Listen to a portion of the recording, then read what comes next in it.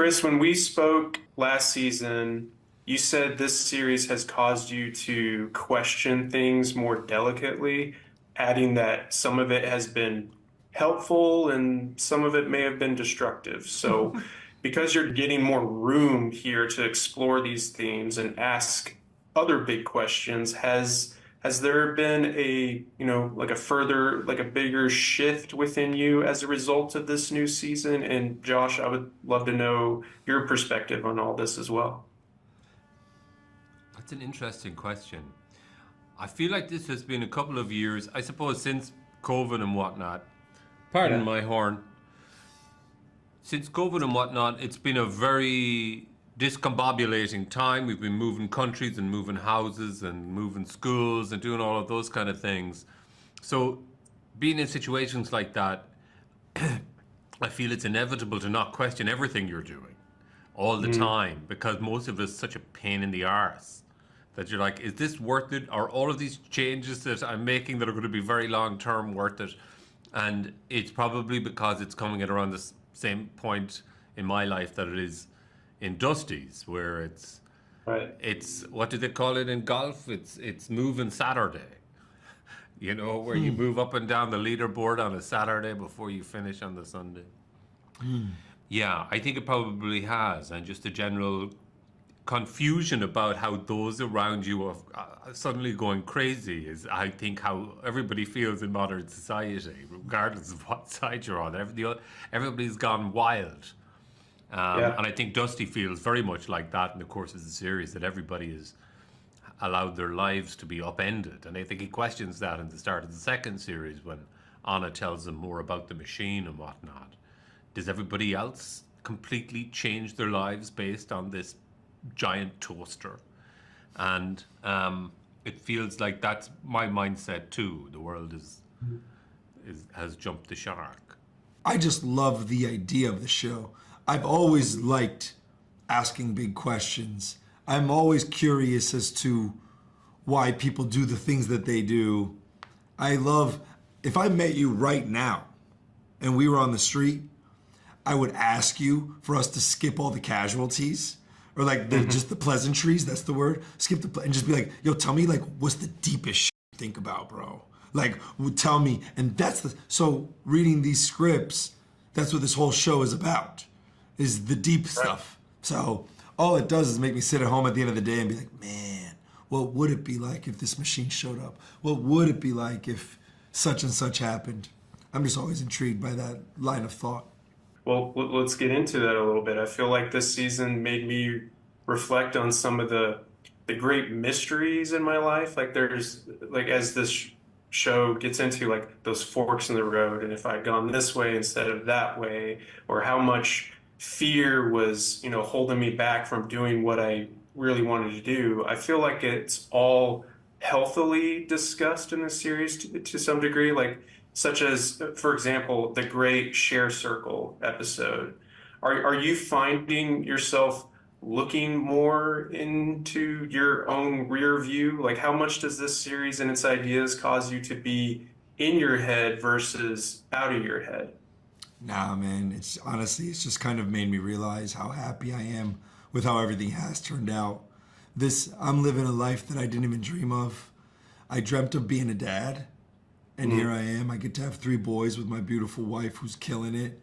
I get to be an actor, and not even that, I get to be in projects that I didn't even know I'd get to be a part of. So, it's pretty nuts. So if anything, the show has made me not question it. If anything, just be like, man, I'm really happy that I'm not in a place where I'm trying to flip everything right now. Because there are a lot of people in that place, and I feel for them. And it's tough, And if that day comes for me, we'll figure it out,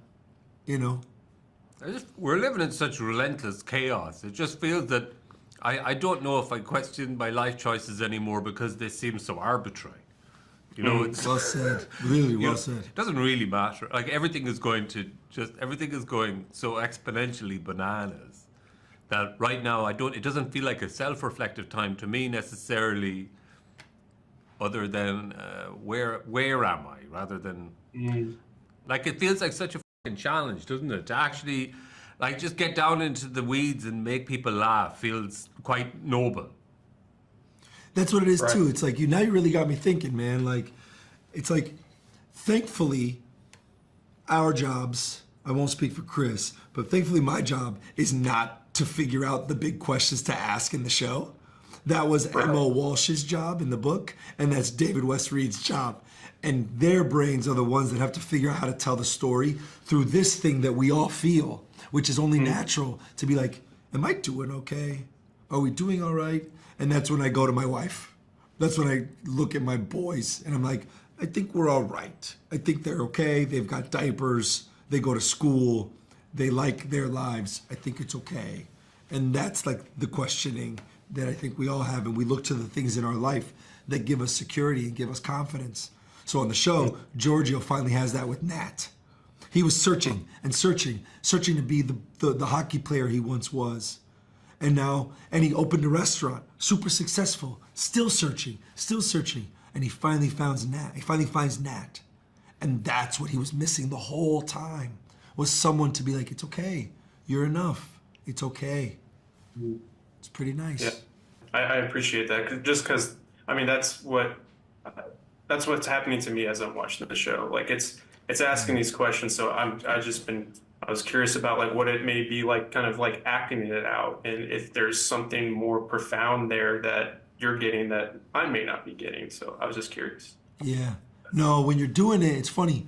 When you're doing it, Chris said this earlier, and it stuck with me since he's like literally 2 hours ago. When you're doing it, I'm gonna mess it up. It's like you're playing the triangle in an orchestra. So we have to play the triangle, and if we concern ourselves with playing what the drums are doing, then we forget that the triangle. We all we have to do is play this, you know. So he said it so much more eloquently than that. Well, that but was it stuck with me because that's what this is. We have to just do our jobs, and our jobs are saying the lines and making sure we're telling the story. And hopefully and thankfully, I love that you're getting the story that we're trying to tell. So really, at the end of the day, I'm just trying to forget my lines and learn my lines for tomorrow. I know we're about out of time, so I wanted to ask Josh about your relationship with poetry or spoken poetry, because I feel that there is such a science tied to how you deliver lines, like the whole F-boy bit when you're talking to Jacob, like what you do with your tone of voice, where you choose to put emphasis on. Like I find that so funny. And then even Chris, with the way that you respond and bounce off others, because I feel like Dusty is so good at being the comedic punctuation of this series. Like there's the, lights are back on, and then you say, well spotted. So I'm curious about y'all's relationship with how you deliver lines and where it may, what you plug into to kind of create that. Thanks for saying that it's at least interesting, because it's not a very conscious thing that I'm doing.